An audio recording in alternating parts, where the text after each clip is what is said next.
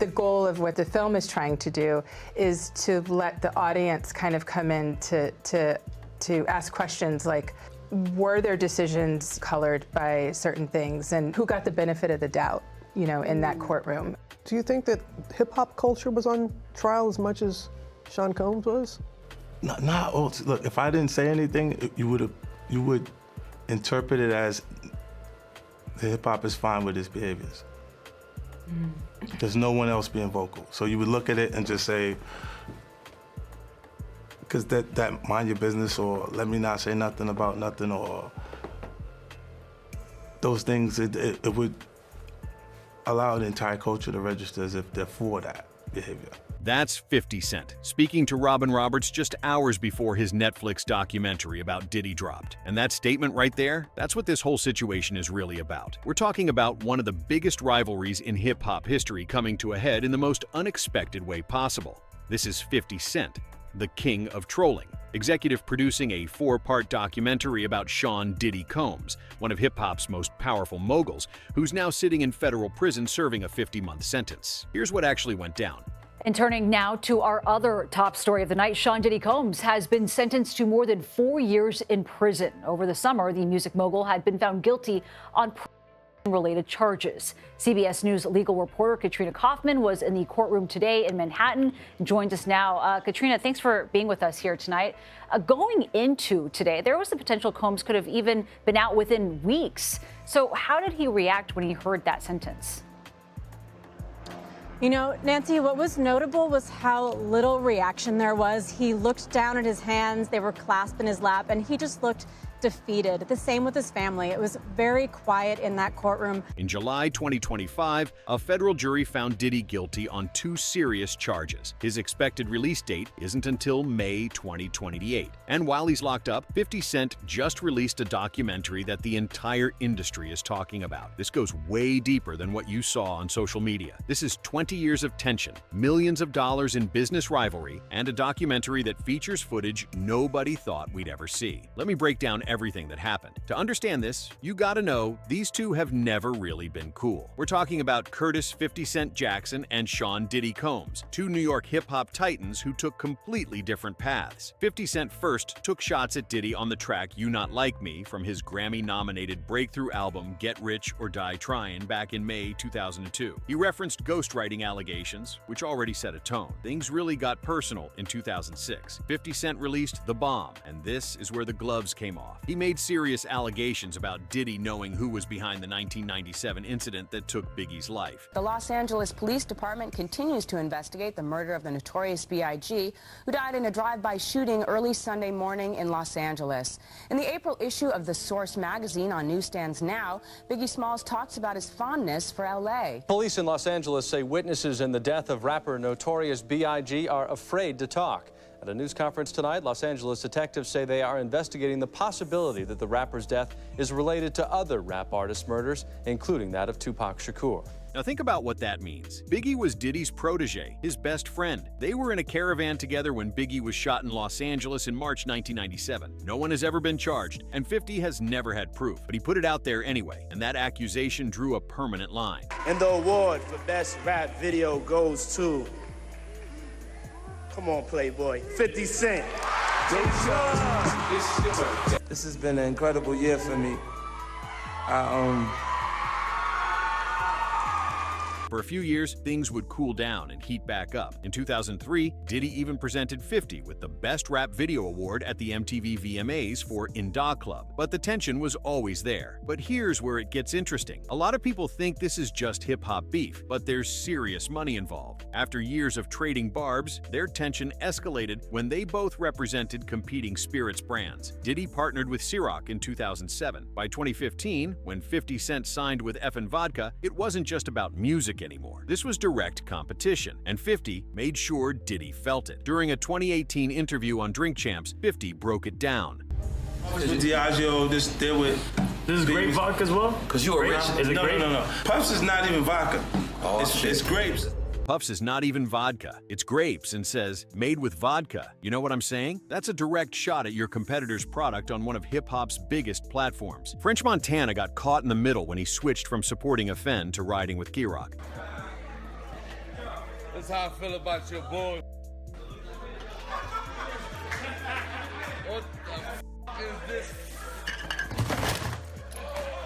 He literally threw bottles of effin' in a trash can on video. 50 clowned him for it. But the vodka competition went deeper than just product shots. By 2016, 50 was posting sales figures, claiming effin' was outperforming Ciroc in key markets. He'd screenshot revenue reports and post them with captions directed at Diddy. This wasn't just rap beef anymore. This was corporate warfare playing out on Instagram. The spirits industry took notice. Both brands saw massive publicity from the rivalry, whether the sales claims were accurate or not. Every post 50 made about Ciroc drove conversations about both products. Marketing experts pointed out that 50 had essentially created free advertising through conflict. What made it more complicated was that both men were doing deals with major corporations. Diddy with Diageo, 50 with Beam Suntory. Their personal beef was now affecting multi-million-dollar partnerships with global companies who typically avoid controversy. Then in 2014, 50 came at Diddy's music. When Diddy dropped Big Homie, 50 told 92Q Jams, "Puff's still out there, he don't even need a record because he don't got one." Diddy mostly played it cool. On The Breakfast Club in 2018, he laughed it off. What? I'm a nice guy. Yo, why are you and Fifth just... Hey, yo. Why y'all not... Hey, yo, I don't have no beef with I don't know why. With Fifth. He loves me. He loves me. Do y'all really can't have see a it? beef? I mean, y'all can't see it. No, we can't see Y'all it, can't man. see that he loves me? But see, you really, hold on, you really think that's hate? When you really break it down, you've been out here a long time. You know he loves me. I don't think he like it. You know he loves me. I don't think he like it. Okay. But 50 wasn't playing. On that same Drink Champs podcast, he brought up something that allegedly happened at Chris Lighty's wedding. He described Diddy making a comment that crossed a line for him. For 50, this wasn't just about music or spirits. And then everything changed. You're looking here at drone footage from above the Los Angeles home of Sean Diddy Combs, one of two of his properties raided by federal Homeland Security agents as part of an ongoing investigation.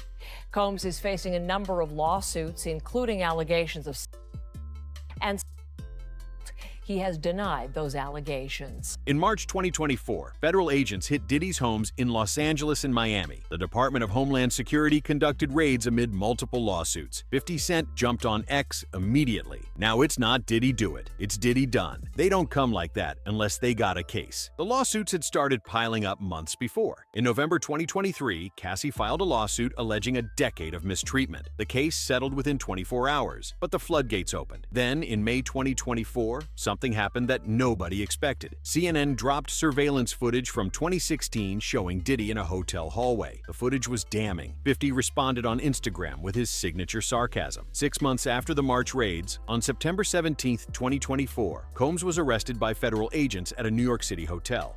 After a year-long investigation and police raids at his home, Sean Diddy Combs, who built a music empire, now accused of running a criminal enterprise. The hip-hop mogul pleading not guilty to 3 charges.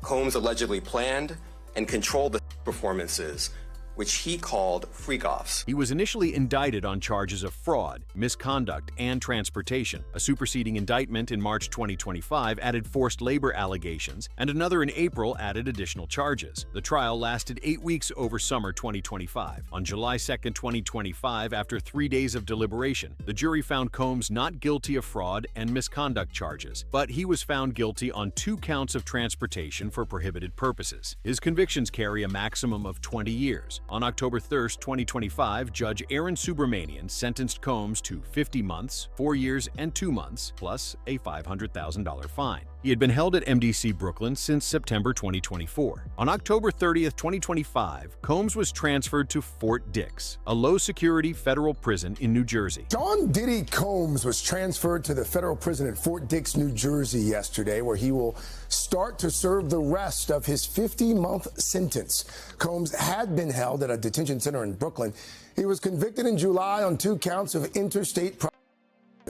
Combs is slated to be released in May of 2028, but could be released earlier for good behavior. But that's not even the craziest part. While all this was going down, 50 Cent was already working on something. He'd been developing this documentary since at least December 2023. In September 2024, Netflix officially confirmed they commissioned the project. There was reportedly a massive bidding war, and 50 announced in May that Netflix had won. 50 Cent and Emmy-winning filmmaker Alexandria Stapleton worked on this for for over a year. The documentary is called Sean Combs: The Reckoning, and it dropped on Netflix December 2nd, 2025. Was there anything that surprised you when you were watching? I think it was surprising that he actually filmed it.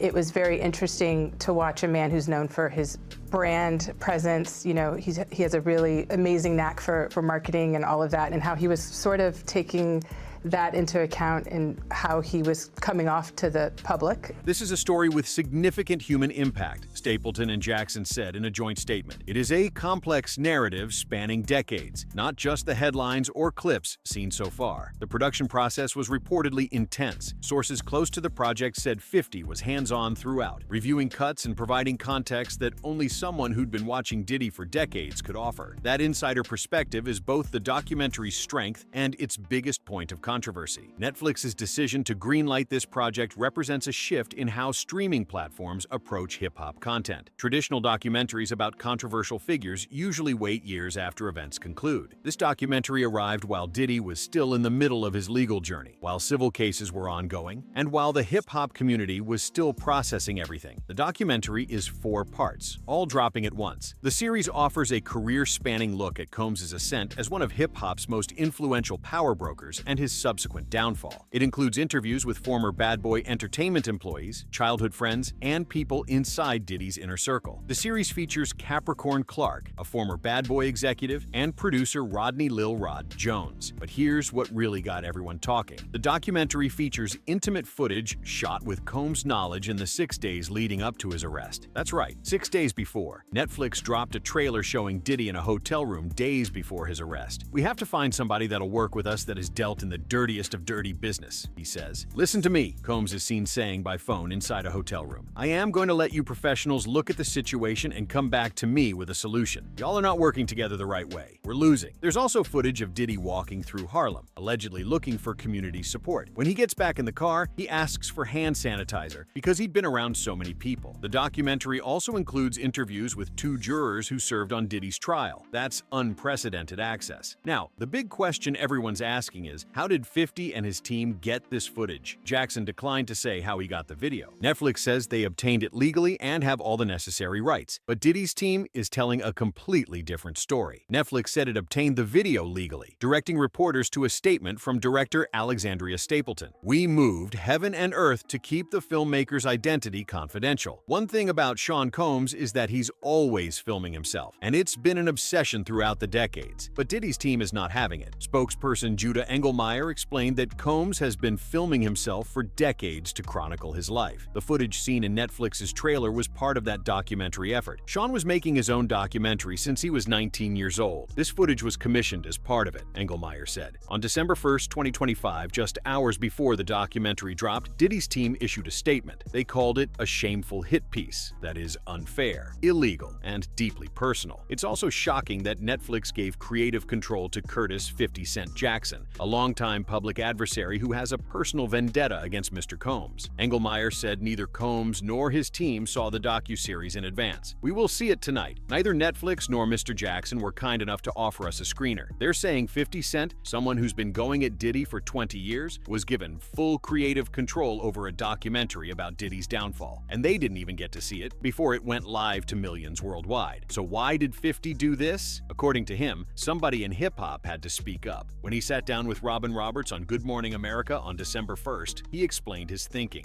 "If I didn't say anything, you would interpret it as hip-hop is fine with his behaviors. There's no one else being vocal." He's saying if nobody in hip-hop spoke up, it would look like the entire culture was okay with what Diddy allegedly did. And 50 saw himself as that voice. "I've been committed to real storytelling for years through G-Unit film and television. I'm grateful to everyone who came forward and trusted us with their stories." When Roberts asked what he thinks Diddy's reaction will be, 50 said, "I think he's going to say, 'This is the best documentary I've seen in a long time.' He knows the truth. I think he'll see the truth in it." That's either extreme confidence or next-level trolling. Probably both.